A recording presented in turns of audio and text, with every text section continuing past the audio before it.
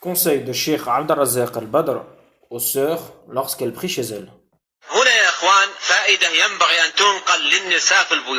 Il y a ici un point qu'il incombe de faire parvenir aux sœurs lorsqu'elles prient chez elles.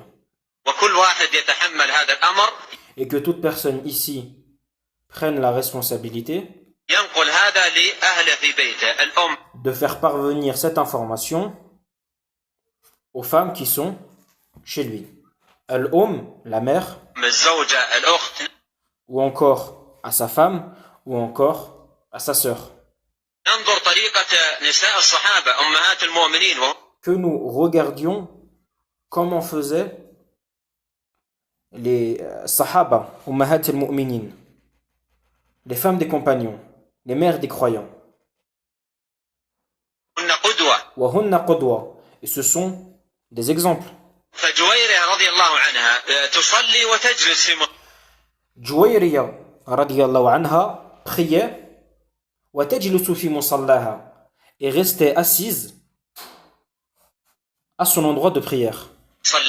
تصلي وتجلس في مصلاها تجلس في مصلاها المكان الذي صلت فيه في بيتها تبقى جالسة فيه تذكر الله سبحانه وتعالى. Après avoir prié, Juwayriya radiyallahu anha restait dans l'endroit dans lequel elle avait prié, c'est-à-dire chez elle, au même endroit, et elle faisait du dhikr.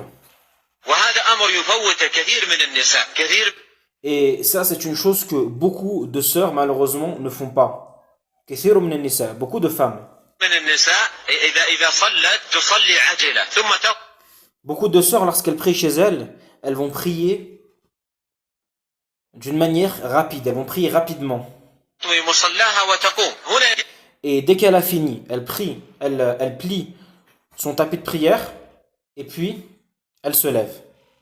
ينبغي أن تبدأ المرأة في بكورها بالصلاة والجلوس في المصلى تذكر الله عز وجل وتطمئن في مصلاها ولا تكن عاجلة.